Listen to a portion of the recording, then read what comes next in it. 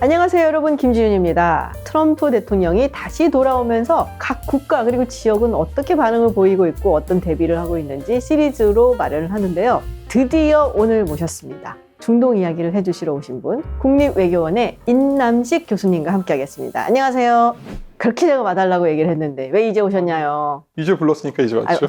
그랬나?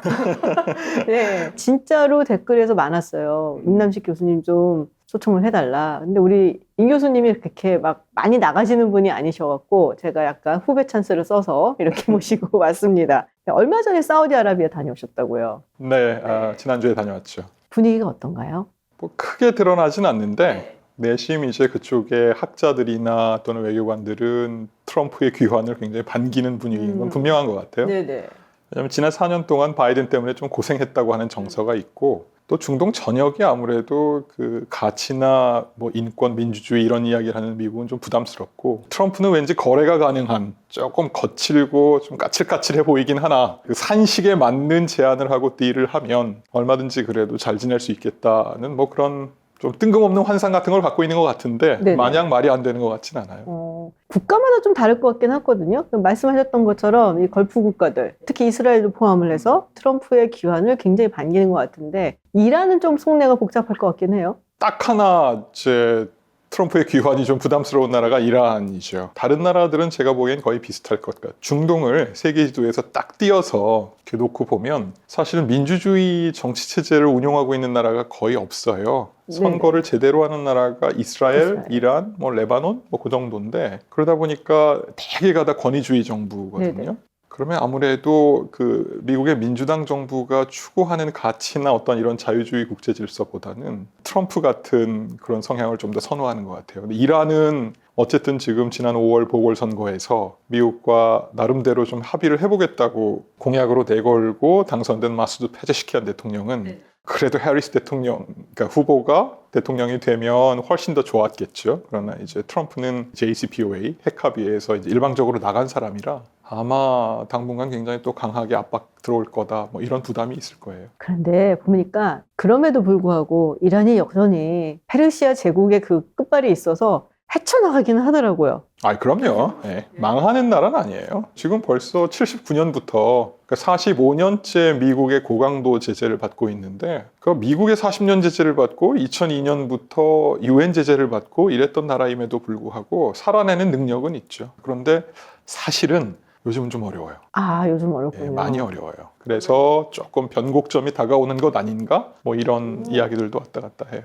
그 얘기는 조금 더 이따가 그러시죠. 자세히 들어봐야 될 것 같은데 그렇게 하시죠. 사실 지난번 첫 번째 임기에서 트럼프 대통령이 가장 첫 순방지, 이거 되게 중요한 거잖아요. 순방지가 사우디아라비아였단 말이에요. 그 전에 어떤 미국 대통령도 중동을 먼저 간 적은 없었어요. 그러니까요. 네. 그러니까 이번에도 내심 뭔가 좀 케미스트리를 기대를 하고 있지 않을까 싶은데요. 당연히 그렇죠. 지금 이제 사우디아라비아의 사실은 실질적 권력자는 네네. 무함마드 빈 살만 왕세자거든요. 근데 혹시 기억하실지 모르겠지만 지난 바이든 대통령이 대통령 선거의 그 공약으로 자기는 백주의 그 기자를 이렇게 살해하는 그 정부와는 같이 상대하지 않겠다. 네. 그래서 그때 표현이 뭐였냐면 프라이어 스테이트를 만들겠다 맞아요. 이런 말을 했었잖아요. 그리고 4년 동안 굉장히 껄끄러웠어요. 그런데 갑자기 이제 트럼프가 당선돼서 왔는데 말씀하신 것처럼 2017년에 제일 먼저 빈 살만 왕세자를 만나가지고 끌어안고 기억하실지 모르겠는데 막 칼춤 추면서 서로 굉장히 막 거의 뭐 브로맨스에 가까운 캠을 보여줬었죠. 그러니까 4년의 어려운 시절을 보내고 이제 다시 좋은 시절이 왔다. 뭐 이러고 있는 거죠.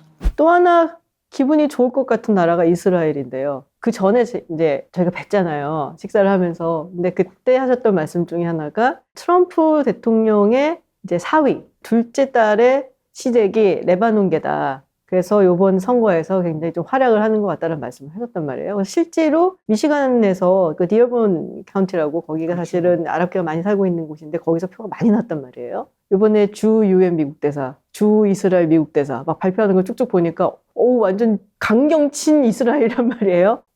그럼에도 불구하고 친 이스라엘 정책은 여전히 가겠구나. 그럼 네타냐후 총리가 되게 좋아하겠는데? 그 생각을 했어요. 말씀하신 것처럼 마이클 허커비 전 아칸소 주지사가 이스라엘 대사로 이제 지명이 됐잖아요. 이 양반은 목사님 출신이에요. 맞아요. 예, 그것도 이제 어디서 목사 안수를 받았냐면 침례교. 거기 아주 독특한 정서가 있어요. 이게 세대주의 신학이라 그래서 이스라엘이 회복이 돼야만 예수 그리스도의 재림이 온다. 그러면 그 이스라엘의 회복의 상징이 뭐냐? 예루살렘의 회복이다. 그래서 2018년 5월 14일에 건국 70주년을 맞아서 이제 그 당시에 트럼프 대통령이 텔아비브에 있던 대사관을 예루살렘으로 옮기는 세레모니까지 했었죠. 네. 근데 이런 신학적 사상을 가지고 있고 이스라엘 한 50번 갔다 왔던 이 마이클 허커비가 갑자기 이제 픽업돼서 이스라엘 대사로 가게 됐죠. 성향 자체가 아주 그 극단적 근본주의자는 아닌 것 같은데 그러나 이스라엘 문제에 있어서는 굉장히 아주 단호합니다. 기본적으로 두 국가 해법. 그러니까 팔레스타인이 주권 국가로 독립하는 것에 대해서 굉장히 부정적이고 그래서 이제 지금 이스라엘이 점령하고 있는 서한 지구나 가자 지구는 이스라엘의 영토지 이거를 떼어서 팔레스타인의 영토로 해서는 안 된다는 그런 말까지 공공연히 하고 있을 정도로 그렇다면 이제 그 지명자를 바라보는 이스라엘 입장에서는 환호작약할 만하죠. 특히 극우파들, 정치인들은. 트럼프 대통령 입장에서는 첫 어떤 그런 인선을 통해서 많은 신호를 여기저기 발산한다고 보면 분명히 이스라엘 정책에 있어서는 첫 임기 때와 크게 다르지 않은 출발점에서 시작한다고 볼 수 있는 것 같고요. 재밌는 거는 그 앨리스 스테파니 유엔 대사 지명자도 요번에 한참 가자 사태 일어났을 때 그 콜롬비아 대학에서 시작했던 다이베스트먼트 시위 네네. 그러니까 이제 미국 대학이 가지고 있는 기금에 군산복합체나 친이스라엘 기업에다 투자하고 있는 거를 철회하라고 하는 시위에 대해서 굉장히 비판적이었고 이것도 이제 다자무대에서 계속 미국은 이스라엘과 같이 손잡고 유엔에서 국제사회는 이스라엘을 비판하지만 일정 정도 그런 모습을 좀 보여주는 것 아니냐라고 하는 생각을 갖게 하죠. 이스라엘의 지금 네타냐후 연정은 아마 속으로 굉장히 쾌재를 부르고 있을 겁니다. 근데 네타냐후 총리가 2020년에 대통령 선거 있었을 때 사실은 외국 정상으로서는 가장 처음 바이든 대통령한테 전화를 해서 축하 전화를 했단 말이에요. 근데 그거가 굉장히 마음에 상처를 입었다고 트럼프 대통령이 F워드까지 썼다는 거잖아요. 예. 근데 트럼프 대통령을 제가 아는 트럼프 대통령은 이제 그런 일을 잘 안 잊어버리는 분이거든요. 맞아요. 그래서 네타냐후 총리가 지금 그래서 굉장히 열심히 우리 옛날 기억하냐 막 이러면서 약간 그런 공세를 하고 있는 것 같은데 과연 트럼프 대통령이 네타냐후 총리한테 그렇게 하라는 대로 다 팍팍 밀어줄까? 좀 궁금하긴 한데 어떻게 보세요? 알 수 없죠. 뭐 그 양반 속마음을 제가 들어갔다 나온 건 아니니까. 그런데 어쨌든 이번에도 제일 먼저 당선 축하 전화를 한 게 네타냐후였어요. 나름대로 그 첫 전화를 받아서 서로 덕담을 주고받았다는 거는 어쨌든 우린 봉합했다고 하는 거를 신호를 발신한 거니까 적어도 그걸 가지고 드러나게 뭔가 해코지하진 않을 거예요. 근데 저는 트럼프는 기본적으로 이 거래를 가장 중시하는 사람이기 때문에 그런 한 번 실수한 것에 대해서는 분명히 다른 형태의 보상이나 이런 것들을 요구할 수 있는 패키지가 있지 않을까라는 생각은 해봐요. 네타냐후도 그걸 잘 알고 이제 겉으로 드러나는 개인적인 감정 같은 것들은 웃으면서 묻어뒀다가 필요할 때 꺼냈을 수는 있겠죠. 하긴 지난번에 미국 와서 네타냐후 총리가 의회 연설했었잖아요. 이거는 거의 트럼프 캠페인을 해둔 것 같은데 거의 맞아요. 그런 수준의 네. 이제 발언을 했었고 고마워할 만한 일들을 많이 했죠. 이제 그렇다 보면은 자신감을 되게 갖고 가자 지구에 대해서 더 적극적이고 더 공격적으로 나올 가능성도 있어 보이는데 최근 발언이라든지 보면은 확실히 그래 보이긴 하거든요. 네타냐후 입장에서는 끝을 맺는 뭔가 공세는 한 번 있어야 될 거예요. 그러니까 이 상태에서 애매하게 휴전하거나 하긴 어려우니까 분명히 가자든 아니면 레바논 남부의 헤즈볼라 거점이든 굉장히 그 고강도의 공습 또는 공세를 펼칠 거예요. 다만 아시는 것처럼 트럼프 대통령은 전쟁을 혐오하는 사람이거든요. 그렇죠. 왜 굳이 무기를 써가지고 그렇게 힘들게 가냐는 입장이기 때문에 한두 번 정도의 조율을 통해서 이스라엘이 면피할 수 있을 정도의 공세를 하고 내년 1월 20일 취임 전 정도의 상황을 어느 정도 안정화시킨 모양새를 트럼프에게 선물로 안겨주지 않을까 하는 이야기들이 있어요. 그러나 이제 이거는 네타냐후 혼자의 판단이어서는 안 되고 네타냐후가 이끌고 있는 그 보수 연정에 극우파 네네. 강요들이 들어와서 일종의 캐스팅 보트를 쥐고 있기 때문에 얼만큼 조율해서 나가느냐가 관건이겠죠. 얼마 전에 바이든 대통령이 이제 현직 대통령이 다음 대통령 불러서 이야기하고 인수인계 같은 얘기도 하고 그러잖아요. 덕담도 나누고. 그래서 불러갖고 얘기하는 과정에서 한 2시간 동안 독대를 했다고 해요. 맞아요. 이거면 굉장히 많은 시간을 같이 보낸 거였고 그래서 한간에는 바이든이 트럼프 찍은 거 아니야? 뭐 이런 얘기 좀 나오고 있는 중인데 근데 거기서 나왔던 얘기 중에 하나가 가자 지구의 전쟁을 자기가 나가기 전에 끝냈으면 좋겠다. 트럼프 대통령도 거기에 대해서 굉장히 긍정적으로 얘기를 했다. 본인이 취임하기 전에 그러면 이거를 끝나고 말씀하셨던 것처럼 선물처럼 이렇게 네타냐후 총리가 주고 싶어하는 것인지 그런 생각이 지금 들기도 했고, 또 한편으로 든 생각은 이런 말 많이 하잖아요. 내가 대통령이었으면 전쟁 나지도 않았다. 뭐 우크라이나 같은 경우도 그렇고 본인이 끝냈다라는 그 타이틀을 갖고 싶지 않을까라는 생각도 들기는 해요. 그럴 수도 있죠. 예, 그거는 알 수는 없는데 워낙 지금 이란까지 포함해서 중동 정세가 상황을 일거에 급진전시키는 어려운 상황이기 때문에 바이든이 요구하는 것처럼 빠르게 진전될 가능성은 없어요. 쉽게 이게 제가 보기에는 내년 1월 22일 전에 종전으로 막 치고 들어갈 것 같진 않고, 다만 그럼에도 불구하고 트럼프 입장에서는 욕심은 있겠죠. 그게 뭐 바이든에게 선물처럼 안겨주는 것처럼 보일 수는 있을지 몰라도 어쨌든 자기가 등장함으로써 상황은 진정 국면으로 들어갔다고 하는 거는 자기의 업적이 될 거라고 하는 확신 남아 있을 거예요. 이스라엘이 정확히 원하는 거는 뭔가요? 사람마다 갈려요. 네타냐후까지만 해도 자기가 정치적으로 생존할 수 있는 결론이 난다고 하면 휴전하고 상황 정리에 들어갈 것 같아요. 그러나 그 네타냐후와 같이 지금 정치적인 입장을 그 길을 가고 있는 일종의 극우파 연대, 이런 사람들은 확신범들이에요. 그러니까 나는 팔레스타인이라고 하는 나라와 공존하고 싶지 않다. 따라서 쟤네들이 먼저 어차피 기회를 열었으니 우리는 끝까지 응징해서 팔레스타인이 이 땅에서 존재하지 않는 쪽으로 가겠다고 하는 이데올로그들하고 같이 서 있거든요. 그러면 네타냐후의 전략적 판단을 가지고 이 사람들을 설득하든지 해서 어느 정도 선에서 끝내야 되는데 그게 어느 시점에서 될지는 아직은 좀 미지수이긴 해요. 할 수는 있을까요? 할 수는 있을 거예요. 왜냐하면 아무리 그 사람들이 그렇게 한다고 해도 다수의 여론이 움직이고 있고 더 이상 살상은 안 된다라고 하는 여론이 더 커지면 판은 또 달라질 수가 있으니까요. 그러니까 이제 새롭게 등장한 트럼프 정부 입장에서는 아직 취임 전이긴 하지만 물밑 작업을 통해서 대략 하마스도 주저앉히고 네타냐후도 정치적인 생존을 담보할 수 있는 정도의 뭔가 솔루션을 찾아내서 휴전을 이끌어낼 수 있다고 하면 출발점부터 굉장히 좋은 모습을 보일 수가 있겠죠. 헤즈볼라 측은 어떻게 되나요? 헤즈볼라는 가자가 휴전되면 자기들은 곧바로 끝낸다고 했어요. 그러니까 지금 결정은 누가 해야 되느냐, 네타냐후가 하는 거예요. 그러나 네타냐후는 딜레마죠. 이스라엘 정치 지도자 중에서 최악의 지도자가 누군지 아세요? 그러니까 특정인이 아니라 어떤 리더십이 최악인지 아세요? 우유부단 이거는 근데 아니에요. 배운 거 아닌가?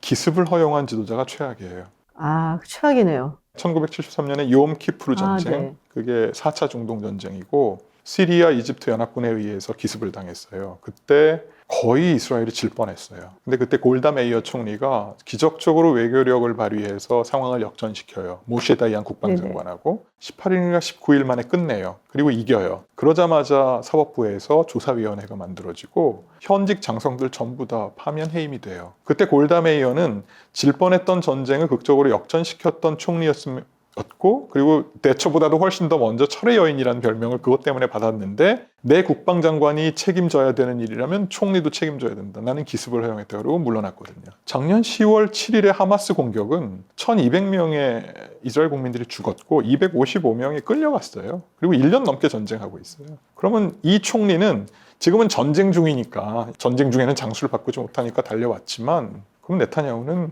용서받을 수 없는 범죄를 저지른 거예요, 국민들한테. 그러니까 지금까지 미국, 카타르, 이집트 3개 협상단이 계속 압박을 해도 네타냐후 입장에서 안 받았거든요. 심지어는 네타냐후 정부 내에서도 휴전하자, 왜냐하면 인질부터 구출하는 게 우선이다 했는데도 반대를 했었어요. 그거는 자기가 여기서 끝나면 나는 죽는다는 걸 알기 때문이었고, 그럼 언제 내가 살 수 있는 희망이 있느냐? 트럼프의 귀환, 여기까지 온 거죠. 기다렸군요. 기다렸죠. 그리고 네타냐후가 했던 건 뭐냐면 자기들이 가지고 있는 모든 정보 자산과 첩보 리소스를 다 동원해서 야히야 신화를 죽이고 하산 나스랄라 죽이고 하니에 이스마일 하니에도 네. 죽이고 막 다 날렸어요. 네네. 그건 엄청나잖아요. 이스라엘 국민들이 보기 시작한 거예요. 작년에 기습당한 거는 진짜 용서받지 못할 총리와 내각이다. 그런데 1년 동안 열일했네. 그럼 조금 용서해야 되지 않나? 그러니까 19%까지 추락했던 지지율이 지금 한 25, 26까지 왔고 30% 되면 살아나요. 그러면 트럼프가 나타나서 네타냐후 딱 어깨동무하면서 내 친구, 우린 같이 간다라고 하면 이스라엘의 보수적인 정서에 의해서 살아남을 가능성이 높아지죠. 네타냐후는 놀랍게 생존할 가능성이 커졌어요. 근데 사실 이 중동 이야기를 하면서 빼놓을 수 없는 국가가 이란이잖아요. 그렇죠? 아까 잠시 말씀하셨지만 이란에서는 새로운 대통령, 뭐 소위 개혁파다라고 이야기를 하는 페제시키안 대통령이 당선이 됐고, 그리고 뭔가 미국과의 관계를 조금 더 정상화까지는 아니지만 좀 풀어보려고, 그래서 말씀하신 것처럼 해리스가 되기를 바랬을 거라고 얘기를 하는데, 지금 이 상황은 상당히 괴롭지 않을까라는 생각이 들거든요. 그리고 트럼프 대통령이 여기 노스캐롤라이나에서 이제 유세를 하면서 그때 했던 얘기 중에 하나가 이스라엘이 이란의 핵시설을 공격을 하는 거, 그리고 해야 되는 거 아니냐, 이런 식의 발언을 좀 했었어요. 이란 입장에서 보면 굉장히 좀 당혹스러운 그런 발언일 수 있는데, 앞으로 이란이 이 문제 어떻게 풀어나갈까요? 어렵겠죠. 정말 해리스 대통령의 당선을 학수고대했을 거예요. 이란은 지금 우린 준비됐다. 아마 이런 입장이었을 거거든요. 왜냐하면 지금 경제가 너무 어렵고 인플레이션이나 이런 것, 정상적인 경제 운영하기가 어렵다고 보는 게 맞고요. 특히 중산층의 민심 위반이 심하고 젊은이들은 국가에 대한 애정이나 이런 것들이 많이 약해졌어요. 그러다 보니까 어떤 형태로든지 돌파구가 필요한데, 작년 12월에 갑자기 아주 보수적인 대통령이었던 에브라임 라이시가 불의의 사고로 이제 타계하고, 말씀하신 것처럼 마수드 페제시키안이라고 하는 예상하지 못했던 개혁파 대통령이 등장했던 건 국민들의 의사가 투표를 통해서 마지막으로 던져진 거예요. 혁명도 좋고 혁명 수출도 좋고 뭐 하마스 해방도 좋고 다 좋은데 우리가 굶겠다. 이게 이제 투표로 나타난 거고, 대통령은 그거에 의해서 지금까지 기다려왔죠. 근데 묘한 악연이 있어요. 미국과 이란은. 우리가 그냥 흔히 리더십 미스매치라 그러는데, 이란 쪽에서 뭔가 미국하고 잘 지내고 싶을 때는 미국 완전히 이란을 못된 놈 취급하는 그런 대통령이 등장을 하고, 반면에 미국 쪽에서 그래 이란을 그래도 좀 관여시키면서 새로운 돌파구를 마련하자 할 땐 이란에서 이상한 사람들이 나와가지고 계속 막 데스 투 아메리카 막 이러고 있고, 거의 유일하게 성향이 겹쳤던 때가 2013년부터 한 2016년 어간에 오바마와 하산 로하니 중도파죠. 그때 이제 핵합의가 있었던 거죠. 그러니까 만약에 이번에 카멜라 해리스가 됐다고 하면 높은 확률로 2015년 정도의 수준은 아니지만 두 나라 간의 합의가 이루어졌을 가능성이 저는 있다고 봤어요. 근데 트럼프 대통령은 안 할 거예요. 트럼프 대통령은 기본적으로 체제가 거의 숨을 못 쉴 때까지 몰아붙여서 무릎 꿇고 항복하고 나오면 좋은 거고, 아니면 붕괴하게 만든다는 1차 임기 때 그 방향, 그 연장선상에서 아마 저는 시작할 거라고 보고요. 그러면 이제 이란은 선택지가 둘 중에 하나죠. 핵능력 고도화해서 우리 갈 때까지 간다라고 하거나, 어떻게 해서든지 면피용으로라도 트럼프와 대화하면서 협상의 솔루션을 찾아내고 트럼프가 원하는 걸 들어주는 그런 방식으로 하는 수밖에 없는데, 쉽진 않을 거예요. 한 1년은 정말 고난의 시절을 보낼 거예요. 트럼프가 어떤 식으로 그러면은 뭐 제재를 더 가한다든지 이런 걸 말씀하시는 건가요? 그렇죠. 지금도 뭐 맥시멈 프레셔라 그래서 최고 강도의 제재를 했는데 약간씩 조금 이렇게 흘러나가는 부분들이 있었거든요. 근데 이제 트럼프가 팔 걷어붙이고 당장 이란산 석유의 중국 또는 인도로 들어가는 거에 대해서 더 아주 강하게 아마 볼 가능성이 있고요. 제재라고 하는 거는 여기가 끝이야라는 건 없어요. 이란의 체제 입장에서는 지금 고민을 해야 될 거예요. 그렇게 해서 만약에 우리가 핵능력 고도화하고 협상 능력을 올리는 것까지는 좋지만, 제재가 만약에 더 강화된다? 그럼 지난 20년 동안 이란에서는 4번의 큰 시위가 있었고, 2009년 같은 경우에는 거의 정권이 넘어가는 거 아니야 하는 데까지 갔었어요. 이란은 혁명을 해본 나라예요. 그러면 혁명을 통해서 집권을 하고 있는 지금 최고 지도자나 보수 세력은 민심 위반을 지금 예의주시하고 있을 거고요. 그래서 이건 임계점으로 가고 있다고 판단을 할 때는 결단을 내릴 가능성이 있고요. 그럼 어디서 시작할까 고민을 해보면, 2018년에 트럼프 대통령이 제재를 다시 복원하고 핵합의에서 일방적으로 파기할 때, 그 당시 국무장관이었던 폼페이오를 통해서 이란 정부에다가 12개의 조건을 걸어요. 이거를 너네가 수용하면 우리는 언제든지 다시 제재 해제하고 잘 지내고 테헤란에 트럼프 타워까지 세운다. 그런데 제가 지금 다시 그 12개 조항을 보니까 지금 이란이면 좀 고민되겠다.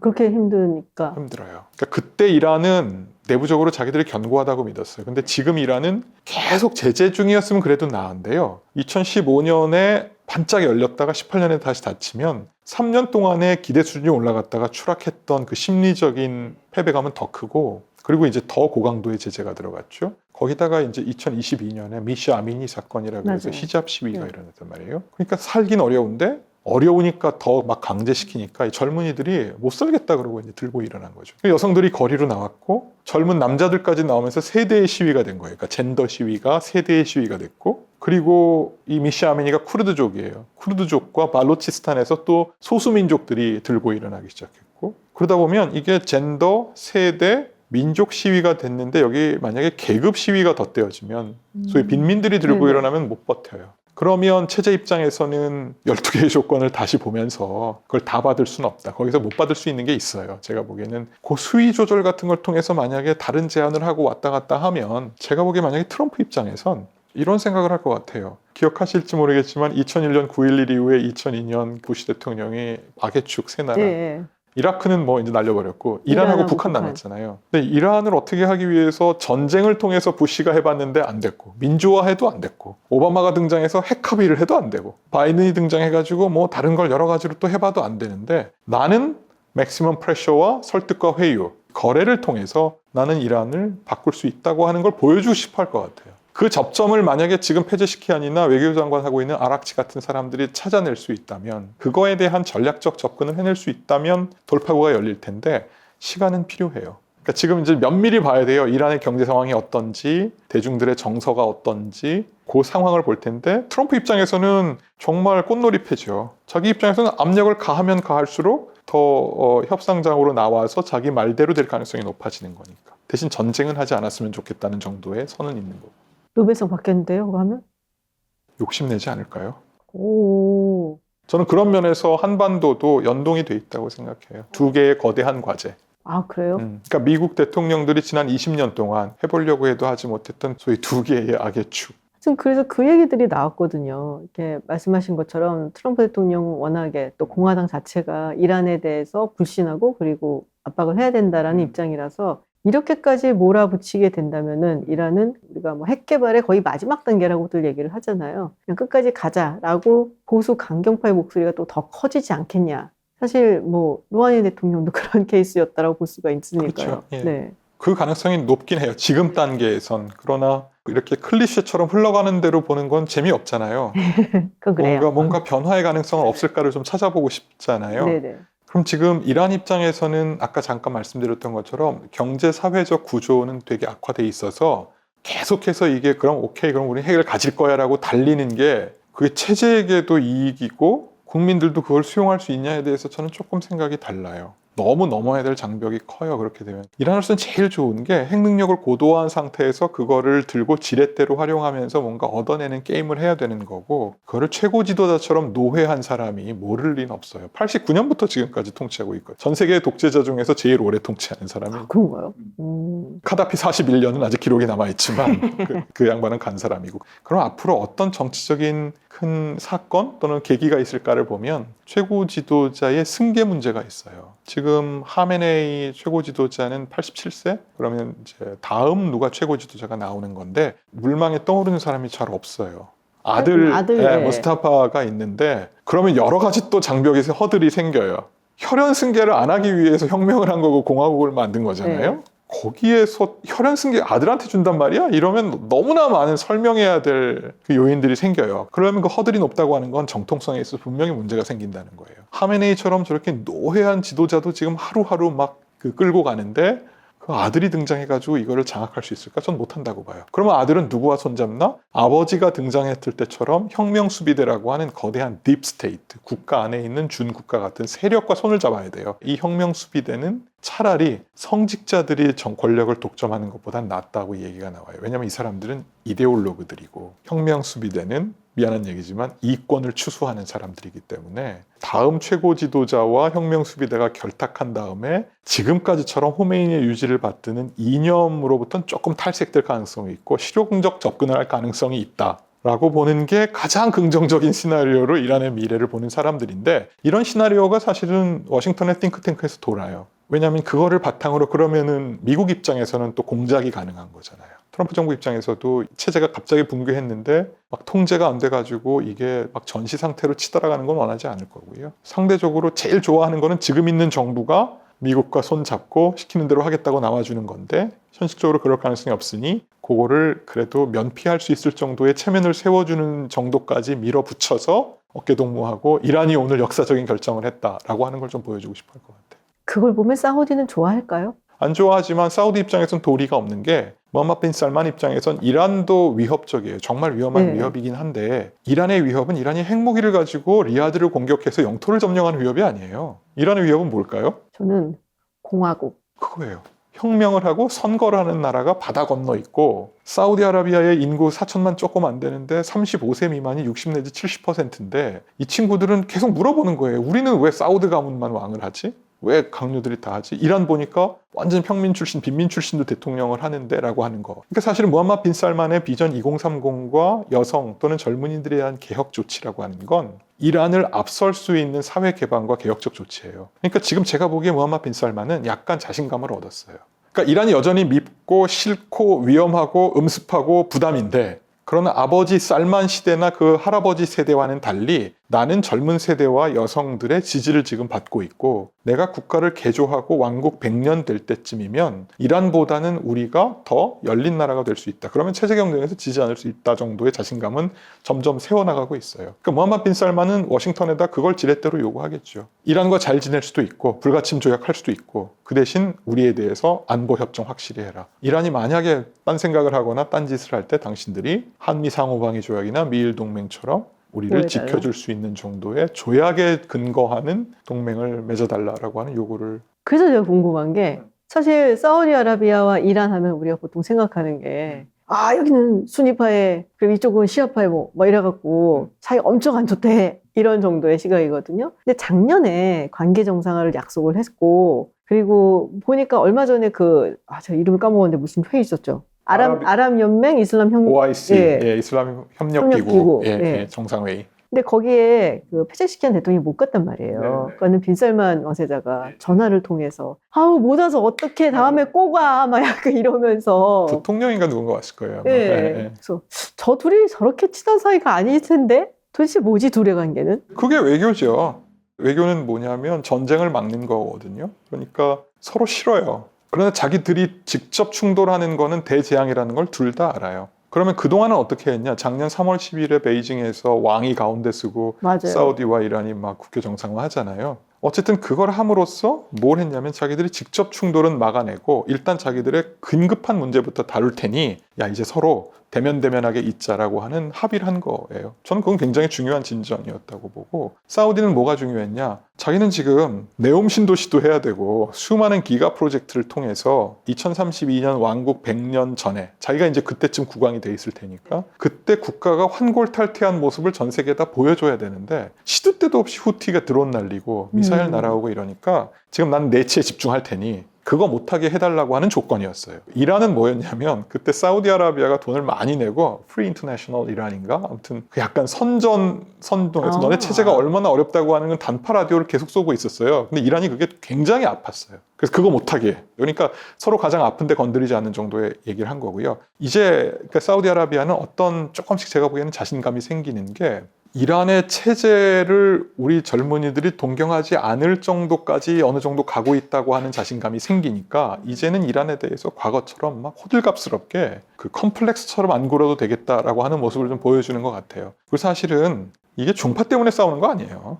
수니 시아 때문에 싸운다 그거 아니고요. 결국 힘의 경쟁이거든요. 그러니까 현실주의예요. 근데 많은 사람들이 중동을 구성주의 시선으로 봐요. 정체성 때문에 싸운다고. 힘의 경쟁, 국가 이익이라는 게 뭐겠어요? 결국은 전쟁을 통한 파산을 막는 게 굉장히 중요한 국가 이익인데, 그런 면에서는 지금 나름대로의 균형점은 저는 있다고 봐요. 그런데 오히려 지금 이란의 친이란 세력들이 사우디아라비아나 이런 데보다 이스라엘 쪽에 더 지금 방점이 많이 찍혀 있는 바람에 판이 지금 굉장히 이렇게 준전시 분위기로 가고 있는 거죠. 이스라엘은 굉장히 이란의 존재감에 대해서 지금 부담스러워하고 있기 때문에. 그러면 이스라엘하고 사우디아라비아가 원래 하려고 했었던 수교 가능할까요? 빈 살만 왕세자가 선언을 했어요. 팔레스타인이 주권 국가로 독립하기 전까지 이스라엘과의 수교는 없다. 그거는 너무 못을 박아버렸어요. 그러니까요. 그게 쉽지 않은 거죠. 될까요, 그게? 근데 빈 살만 왕세 자체가 절대 권력이고, 이스라엘이 휴전하고, 예를 들어서 트럼프 대통령이 만약에 중간에 끼면 팔레스타인의 독립을 위해서 미국이 이 정도의 노력과 열정을 기울이겠다고 하는 약속 이런 게 보장되면 국민들에게 이러이러해서 아직 독립은 안 됐으나 이스라엘과 만약에 더 관계 정상화를 통해서 팔레스타인의 독립과 안전한 국가 건설이 가능하다면 내가 결단을 내렸다. 이런 수사학 정도는 전 이야기할 수 있다고 보고요. 저는 언젠간 된다고 봐요. 그러니까 왜냐하면 너무 동기가 커요. 어떤 동인데요? 사우디아라비아 입장에서는 무하마드 빈 살만 입장에서는 더 이상 팔레스타인 대의라는 건 머릿속에 없어요. 그거는 할아버지 세대 때 억울하게 나라 뺏긴 사람들의 옛 스토리예요. 지금은 훨씬 더 중요한 국가 이익의 셈법들이 널려 있단 말이에요. 사우디아라비아에서는 제일 중요한 게 네옴 신도시 바로 신도시 위로 시나이 반도가 있고 그 시나이 반도와 접해 있는 게 이스라엘 네게브 사막이에요. 거기가 거대한 R&D 벨트가 될 수 있어요. 왜냐하면 네게브 사막에 브이에쉐바라고 하는 도시가 있는데 거기가 이제 벤구리온 대학이 있고 사막학 연구의 아주 그 허브예요. 그 클러스터를 만들면 투자 받는데 아무 문제가 없고 사우디 입장에선 이스라엘 거쳐서 들어오는 유럽의 유대 기독교인들의 관광객들의 루트도 만들어지는 게 하나. 또 하나는 어쨌든 이란이 잠재적 적이잖아요. 그러면 지금 가만히 보니까 이란 가서 최고 지도자나 대통령을 순식간에 날릴 수 있는 나라는 지구상에 이스라엘밖에 없는 거예요. 이번에 명확히 테헤란에서 이스마일 하니아와 그 수행원을 2명만 딱 찍어가지고 네, 혁명 그러니까요. 수비대 안가 그 가옥에서 죽이잖아요. 그러면 제가 만약에 사우디나 걸프, 이란을 두려워하는 입장이면 이스라엘과 어떤 형태로 하든지 일단 협력을 해요. 쟤네가 우리 편만 돼주면 우리 위협을 상당히 상쇄할 수 있겠다 이런 게 있고요. 또 하나는 이스라엘은 사실은 그 스타트업부터 시작해서 그 생태계가 미국 월가랑 같이 연동돼서 돌아가요. 투자나 이런 것들이. 제가 사우디아라비아의 무하마드 빈 살만이면 그 네트워크로 다 돌리는 게 훨씬 유용해요. 근데 사우디 국민들, 거리에 있는 국민들의 의견은 96%인가 97%인가 아랍 정상들은 이스라엘과의 관계를 끊어야 된다는 게 사우디의 거의 절대 다수의 여론이에요. 왕실과는 다른 거죠. 그거를 딛고서 그래도 어쨌든 빈살만이니까 이스라엘하고 수교를 단행할 수 있다라고 보시는 거죠. 그렇죠. 그러려면 뭐냐면 상황과 환경을 이 국민들이 납득할 수 있는 데까지 끌어와야 돼요. 근데 조건을 빈 살만이 너무 세게 걸긴 했어요. 팔레스타인 국가 독립까지는 이라고 하는 건 너무 멀어요. 그러나 그 중간 단계 정도에서 만약에 나름대로 뭐 평화 무드가 조성되고 그렇다면 저는 얼마든지. 근데 제가 가만히 보면은 사실 이게 오바마 때도 좀 느꼈고 트럼프 대통령 때도 느꼈고 바이든 대통령 때도 그렇고요. 이제 미국이 전반적으로 중동에서 좀 발을 빼고 싶어 한다라는 그런 느낌적 느낌이 있거든요. 그렇죠. 그 부시 행정부 때까지만 해도 네오콘들이 팔 걷어붙이고 네네. 우리가 중동을 다 민주화시키겠다. 그리고 여기는 그럼 에덴 동산이 된다. 그게 이제 소위 우리 얘기하는 마이클 도일의 민주평화론이잖아요. 네. 민주주의가 되면 전쟁하지 않고 다 안 평화로워진다. 네. 실패했잖아요. 그러니까 사담 후세인 날리고 민주주의를 만들었다고 했더니 시아파가 정권 잡고 티격태격하더니 결국 이란 영향권 안에 들어. 탈레반 20년 동안 싸워가지고 아프간 전쟁했는데 결국은 2021년 8월 20일인가요? 야반도주 하듯이 미군이 나오고 탈레반이 다시. 그러면 이제 미국 국민들은 중동은 우리가 들어가서 뭘 해도 안 되는 곳이로구나 하는 극도의 피로감과 열패감 같은 게 분명히 있을 거고 그거는 저는 오바마 때부터 지금까지 유지된다고 봐요. 다만 그냥 나올 수는 없잖아요. 그리고 미국이라고 하는 나라가 어쨌든 패권적 질서의 주도자인데 그냥 여기를 내깔려 두게 되면 도대체 무슨 일들이 일어날지 모르는 이상한 동네라는 생각이 있으니까 오바마는 그래도 내가 나오기 전에 이란을 핵 합의를 통해서 핵 도미노 안 일어나게 지옥이 되는 건 맞고 이란을 정상화시킨 다음에 이란에 10년, 15년 동안 물자와 사람이 들어가면 저 체제는 바뀐다. 근데 트럼프가 나와서 이제 그 판을 깬 거고 그리고 트럼프는 난 철저하게 인보이스 가지고 한다. 필요하면 불러 우리가 갈게. 무기 필요하면 불러 내가 팔게. 그리고 그 안에서 벌어지는 일은 너네가 알아서 석유도 우리 많아. 뭐 그런 거죠. 그러니까 바이든 다시 돌아와서 오바마의 다시 전통 외교를 복원했는데 바이든은 자기가 공약했던 거 다 실패했어요. 하나도 안 됐어요. 그러면 더 저는 중동에서 사실은 미국이 할 수 있는 여지가 많지 않다고 보고 트럼프 대통령의 원래 방식 중에서 우리는 정당한 대가를 받고 필요하면 가서 지켜주고 근데 이란은 악이니까 밀어붙여서 이란만 정상화시키면 이 동네는 편안해지는 거니까 그러면 너희는 나한테 고마워해야 돼. 그 대신 어마어마한 지상군 보내가지고 우리가 관여해서 바꾸고 이런 건 안 할 거야. 만약에 그런 생각을 가지고 좀 발을 빼려고 하면은 그래서 사실 그걸 노리고 중국이 지금 굉장히 막 영향력을 확장을 시키려고 하는 건데 특히나 이제 뭐 사우디아라비아로부터 원유를 사갖고 그거를 위안화로 결제를 한다 뭐 이런 얘기들이 나오면서 달러 패권을 지금 무너뜨리려고 한다는 뭐 이런 얘기도 있고 그런데 교수님께서 보시기엔 어떠세요? 중국이 중동 지역에서 그렇게 존재감이 있다고 보시나요? 지난번에 제가 어디 컬럼에다 없다고 썼다가 굉장히 비난을 많이 받았는데 왜요? 중국을 너무 무시한다. 아, 저는 중동에서는 아직 그렇게 존재감이 크진 않다고 봐요. 근데 아까 말씀드린 것처럼 작년 3월 10일에 베이징에서 사우디아라비아와 이란을 국교를 다시 정상화시킨 거는 큰 일이었어요. 근데 그때 굉장히 이상한 타이밍이었어요. 그 3월 10일이 시진핑의 3연임이 확정되는 날이었어요. 그러면 사우디가 이제 중국 품에 안긴 거 아니야? 막 이런 생각이 들었어요. 그때 저도 워싱턴에 그 띵크탱크랑 막 회의도 하고 화상으로 연락을 해봤더니 엄청 분노하더라고요. 워싱턴에서요. 네. 지금 중국이 저렇게 일어난 거는 사우디아라비아와 뭐 UAE 석유를 편하게 사와서 한 거고, 사우디아라비아가 돈 번 거는 중국에다가 석유 잘 팔아서 한 건데, 그걸 전부 우리 5함대, 7함대가 지켜준 건데, 항행의 자유를 통해서. 네네. 사실은 미국은 그 유럽 지중해 6함대, 중동 서아시아의 5함대, 태평양 7함대로 이어지는 네네. 그 항행이 사실은 미국 패권의 상징이잖아요. 그때까지만 해도 중국이 뭘 하는 거 아니야 라고 중동에서도 생각을 했는데, 제가 볼 때 무함마드 빈 살만 왕세자는 고단수였던 것 같아요. 그러니까 중국이 필요하고 중요한 바이어예요. 그건 충분히 이용을 하되, 저는 내심 미국과 더 잘 지내고 싶은데 바이든이 계속 목리를 부린다, 이런 생각을 갖고 있는 것 같고, 그렇다면 미국이 제일 싫어하는 영린을 한번 건드려 본다라고 하는 생각이 드는 거였어요. 근데 재밌는 일이 한 달인가 두 달 있고 나서부터 워싱턴에서 계속 리야드로 제이크 설리반 블링컨 장관이 계속 날아가요.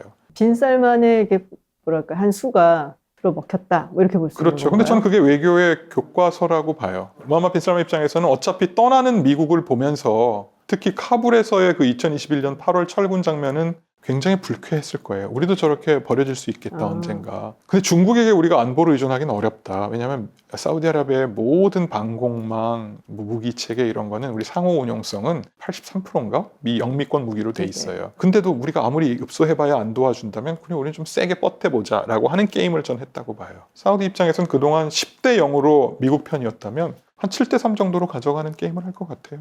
그러면 이란은 무조건 중국 편이냐? 아니에요. 이란 입장에서는 지금 사실은 제재가 복원되면서 자기들 입장에서는 석유를 팔아야 되는데 살 만한 나라는 거의 중국밖에 없다시피 해요. 인디아 조금 있고. 그런데 중국이 무슨 짓을 했냐면, 어려운 이란을 도와준다고 했는데 오히려 석유 대금 상환의 기한을 늘려요. 그리고 가격을 더 다운시켜요.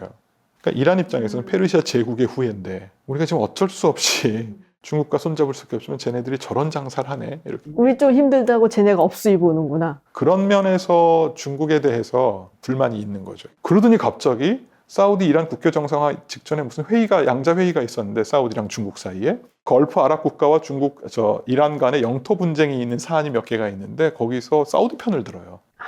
중국에. 그러니까 이란 입장에선 저 나라를 그냥 믿고 우리가 끝까지 가야 되냐는 생각이 있는 거죠. 차를 빼러 가야 돼. 시간이 이렇게 될지 몰랐죠. 너무 재밌어서. 그럼 끝난 거예요? 거의 끝났어요. 사실은 마지막에 그 그러니까 이란이나 사우디가 바라보는 중국을 여쭤보려고 했었는데 답이 나온 것 같아서. 네. 한마디만 제가 네네네. 할게요. 중동을 우리가 보통 벤티지 포인트라 그래요. 전망 좋은 곳. 근데 그 전망 좋다는 게 막 로얄 박스가 아니라, 이 극장 앞 구석에 이렇게 있으면 다음 가수가 누가 오는지, 다음 무대가 뭐가 준비되는지 몇 초 먼저 보잖아요. 저는 중동이 그런 곳이라고 보고요. 아까 잠깐 제가 말씀드렸던 것처럼 중동은 대부분이 권위주의 국가예요. 그러다 보니까 사실은 트럼프의 등장과 연결되어 있는 세상이 좀 더 정글로 가고 각자 도생, 힘의 경쟁으로 가는 그 축소판이 저는 중동에서 지금 계속 이루어지고 있다고 보고요. 이스라엘이 대표적인 사례인 것 같아요. 이스라엘이 왜 저렇게 자꾸 중세 신정주의로 가는 것 같지? 왜 흑화되지라고 할 때 저는 그게 자연스럽다고 봐요. 중동만 딱 띄워놓고 볼 때 혼자 민주주의 해가지고는 저 주변에 있는 수많은 종신 집권을 하는 술탄, 최고 지도자, 절대 왕정을 상대하기가 어렵다고 하는 판단이 이스라엘 국민들에게 저는 보수화로 가고 있는 거고, 그러다 보니까 안타깝게도 팔레스타인의 국가로 전환되는 과정은 그만큼 훨씬 어려운 환경에 처한 거죠. 이제야말로 정글에서 안전벨트 단단히 매고 살아남기 위한 게임을 할 것 같아요, 다. 어차피 저는 이 파고가 동아시아나 유럽이나 다 갈 거라고 보고, 중동에서 벌어지는 일들을 좀 염두에 두고 세상을 읽었으면 좋겠습니다. 사실 저희가 사석에서 이제 많이 뵙고, 그리고 이제 이야기를 많이 듣는 편인데, 제가 항상 그 얘기를 해요. 인남식 교수님은 아라비안 나이트를 얘기해주는 세이라자드다. 너무 재밌다. 듣고 있으면 오늘도 사실 밤새도록 들을 수 있을 것 같은데, 시간 관계상 여기서 마치도록 하고요. 이거 올라가면은 분명히 댓글에 달려요. 또 나와주세요. 또 나와주세요. 달릴 건데요. 앞으로 중동 얘기가 있을 때 제가 또 한번 또 모시도록 하겠습니다. 감사합니다. 불러주십시오. 고맙습니다. 네.